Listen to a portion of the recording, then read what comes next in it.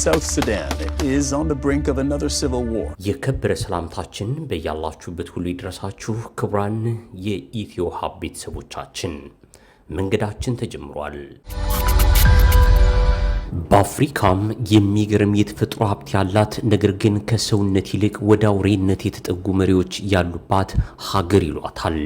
የካሜሩኑ ፕሬዝዳንት ከ1994 ዓ.ም ጀምሮ ከ40 ዓመታት በላይ በ91 ዓመታቸው ሀገር እየመሩ ነው። ተደግፈው የሚንቀሳቀሱት የ91 ዓመቱ ፖል ቢያ ንግግር ማድረግ፣ መቆም፣ ሰው መለየት፣ ማገናዘብ ዛሬም አይችሉም። መስማትም መናገርም አቅቷቸዋል።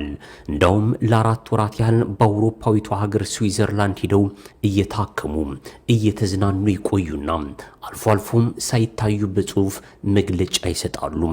በህግ የካሜሩን ፕሬዝዳንት በመኖር የጄኔቫ ነዋሪ እየተባሉ የሚጠሩት ፖል ቢያ ካሜሩንን ከ40 ዓመታት በላይ እየመሩም ቀጥለዋል። ከካሜሩን ህዝብ መካከል 85 ከመቶ ከፖል ቢያ ውጭ ሌላ ፕሬዝዳንት አያውቅም። ካሜሩን በቅጡ በማይናገሩ፣ በቅጡ በማይሰሙ፣ መንቀሳቀስ በማይችሉ፣ ቢሮ በማይቀመጡ፣ በምርኩዝ በሚሄዱ ፕሬዝዳንት እየተመራች ወጣቶች ይህን ከተቹ በቀጥታ ህይወታቸውን ያጣሉ። ለ90 ዓመቱ ሽማግሌ ፕሬዝዳንት የ30 ዓመት ወጣት ምሁራን እስከ ተስፋቸው ይገደላሉ። ለዚህ መነሻ የሆነን የደቡብ ሱዳኑ ፕሬዝዳንት ሰሞነኛ ክስተት ነው። ከሰሞኑ የደቡብ ሱዳን ፕሬዝዳንት ሳልቫኪር ከ5 ዓመት በፊት የሞተን ሰው የምርጫ አደራጅና ቅስቀሳ ኃላፊ አድርገው ሹመዋል። ከ5 ዓመት በፊት የሞተን ሰው በቲቪ የደቡብ ሱዳን ምርጫ የሚመራው እሱ ነው ሲሉ አሳውቀዋል። ይህን ተከትሎም በደቡብ ሱዳን ብቻ ሳይሆን በመላው ዓለም መሳቂያም ሆነዋል። ልክ በእኛ ሀገር የሚያንቀላፉ ሳይሰሙ የሚያጨበጭቡ የፓርላማ አባላት እንዳሉ ሁሉም የደቡብ ሱዳን ፕሬዝዳንትም ሙታንን የምርጫ ቅስቀሳ ኃላፊ እያደረገም እየሾመም ነው። በሕይወት ካሉት ጋር አለስማማ ብሎ ደቡብ ሱዳንን የደም ምድር ያደረጋት ሳልቫኪር ያሉትን ትቶ ሙታንን መሾሙ መሳቂያ መሆኑ አልቀረም።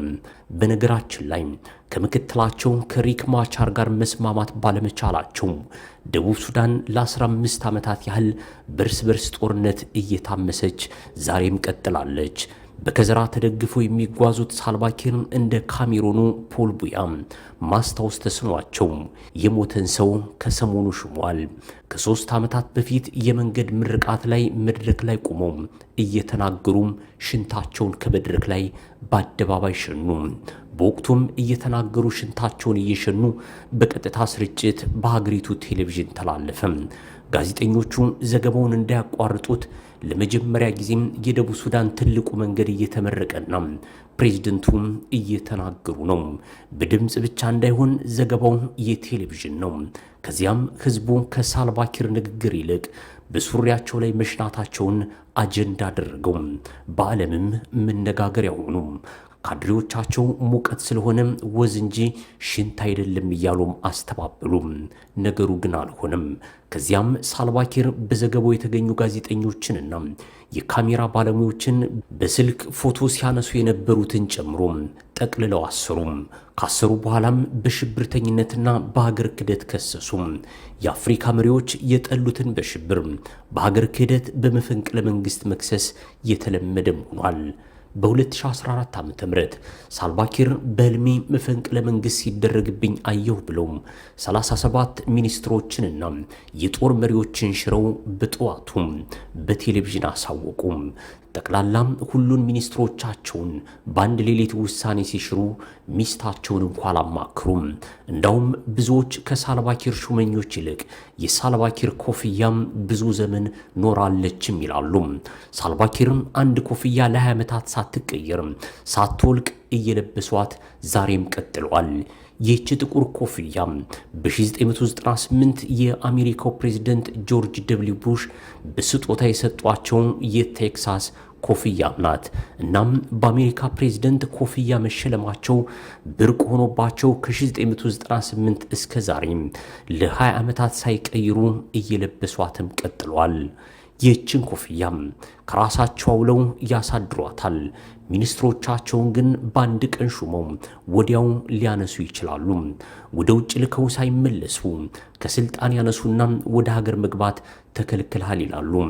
ምክርም አማካሪም የሚጠሉት ሳልቫኪር በከዘራ እየተጓዙ በቁማቸው መድረክ ላይ እየሸኑ ሞት እየሾሙ ደቡብ ሱዳንን ደም እያቃቡ ለ15 ዓመታት ያህል ካለ ምርጫም እየመሩ ቀጥለዋል። ቢቢሲ እንደዘገበው ፕሬዚደንት ሳልቫኪር በቅርቡ በሞተ ሰው ሹመት ምክንያት ለደረሰባቸው ከፍተኛም የዲፕሎማሲና የማህበራዊ ሚዲያ መሳለቂያ ተጠያቂ ናቸው ያሏቸውን 2 ከፍተኛም ረዳቶቻቸውን ከስራ አሰናብተዋል። ጉዳዩ የተጀመረው ባለፈው ጥር 30 ቀን ፕሬዚደንቱ በሀገሪቱ የሚካሄደውን ምርጫ በሚመለከት በሚወያየው የምክክር መድረክ ላይ ስቲዋርድ ሶርባ ቡዳያ የተባሉ ግለሰብ እንዲሳተፉ በይፋዊ ትዕዛዝ ከሾሙ በኋላ ነው። ሆኖም ሹመቱ ይፋ እንደተደረገም የተሾሙት ግለሰብ ከዛሬ 5 ዓመት በፊት ከዚህ ዓለም በሞት መለየታቸውን የሀገር ውስጥ መገናኛ ብዙሃን አጋለጡ። ይህ ክስተት በደቡብ ሱዳን ዜጎች ዘንድ ከፍተኛ መደነቅን የፈጠረ ሲሆን በበርካታም ማህበራዊ ሚዲያዎች ላይ የፕሬዝደንቱን ጽሕፈት ቤት ለትዝብት የዳረገ መሳለቂያም ሆኖም ሰንብቷል። ይህንን ተከትሎም ፕሬዝደንት ሳልቫኪር የፕሬዝደንቱን የፕሬስ ጸሐፊ ዴቪድ ኡመር ማጆርንንና በፕሬዝደንት ጉዳዮች ሚኒስቴር ውስጥ ዋና አስተዳዳሪ የሆኑትን ቫላንቲኖ ዴል ማሉትን ከኃላፊነታቸው አንስተዋል። ከፕሬዝደንቱ ጽሕፈት ቤት የወጣ መግለጫ እንደሚያመለክተው ጽሕፈት ቤቱም በወቅቱ የቀረቡለትን ስሞች ትክክለኛና ወቅታዊነት ያረጋገጠው ጉዳዩ ከሚመለከታቸው አካላት በቀረበለት መረጃ ላይ ተመስርቶ እንደነበርም ገልጿል። በነገራችን ላይ ሳልቫኪር ራሳቸው ፈርመው ምክር ሳይሰሙ ሙታንን ይሾሙና መልሰው ራሳቸውን ሳይወቅሱ ሚኒስትሮቻቸውን ከስራ ያግዳሉ፣ አሊያም በሽብር ይከሳሉ። የዲንካ ብሔረሰብ ወኪል የሆኑት ሳልቫኪር ከኑዌር ብሔረሰብ ወኪል ከሆኑና ከምክትላቸው ከሪክ ማቻር ጋር ባለመስማማታቸው ሀገሪቱም ብሔራዊ ጦር የላትም። ሁለቱም ዋናና ምክትል ፕሬዝደንቶች የየራሳቸው ጦር አላቸው። ዋና ዓላማቸውም ህዝቡን ሳይሆን ግለሰቦችን መጠበቅ ሆኗል። ነገር ግን የሳልቫኪር ጦር የኃይል የበላይነት በመያዝ የሪክ ማቻርን ጦር አሸንፎ ሪክ ማቻርን የቁም እስረኛ አድርገዋቸዋል። ዲንካዎች በኑዌሮች ላይ የኃይል የበላይነት በመያዛቸው የኑዌር ብሔረሰብ ወደ ኢትዮጵያ ጋምቤላ ክልል እየፈለሱም ይገኛል። በጋምቤላ በአኝዋክና በኑዌር ብሔረሰቦች መካከል የሚደረገው ደም አፋሳሽ ጦርነትም ከዚህ ጋርም የተያያዘ ነው። የሪክ ማቻር ደጋፊዎች ወይም ኑዌሮች በዲንካ ብሔረሰቦች ወይም በሳልቫኪር እየተሸነፉ ስቃይም እየደረሰባቸውም ነው። እናም ወደ ጋምቤላ እየገቡ ከብት ይዘርፋሉ፣ ሰው ይገላሉ፣ ተፈናቅለውም በጋምቤላ ይሰፍራሉ። የኑዌሮች መብዛት አኝዋኮች ለቦታ ወረራና ለፖለቲካ ወንበር ብልጫ ተዳርገናል በሚል ጥርጣሬ ውስጥ ገብቷል። እናም አኝዋኮችና ኑዌሮች በባለፈው ወር ደም አፋሳሽ ጦርነት አድርገው ክልሉም በአስቸኳይ አዋጅ እንዲመራ ሆኗል። ሳልቫኪር ደቡብ ሱዳንን ፖሊሲ ቀርጾ እቅድ አውጥቶ ተቋም ገንብቶ ማረጋጋትና መምራት ይቅርና ከ5 ዓመት በፊት የሞተን ሰው እንኳን ማስታወስ አቅቶት የሚሾም ፕሬዝደንትም ሆኗል። በአፍሪካ ምድር ያልተማሩት ሾመኛው ነው። የተማረውን ይገላሉ፣ ያስራሉ፣ በሀገር ክደት እየፈረጁ የየራሳቸውን ሀገር የጦር ቀጠና ያደርጋሉ።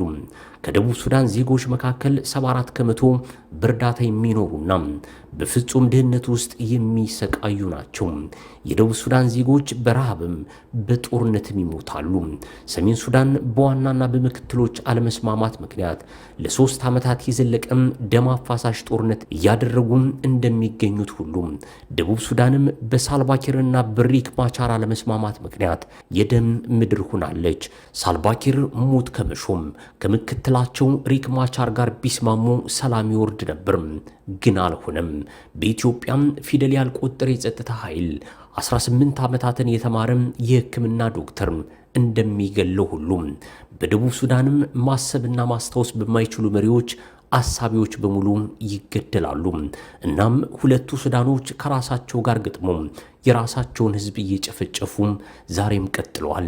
የጀነራል አልቡርሃንና የጀነራል ሐሚቲም ወይም ዳጋሎ ዋናና ምክትል መሪ የነበሩ ኃይሎች አለመስማማት ካርቱምን የደም ምድር ሲያደርጋት፣ የሳልቫኪርና የማቻር አለመስማማትም ጁባን የደም ምድር አድርጓታል።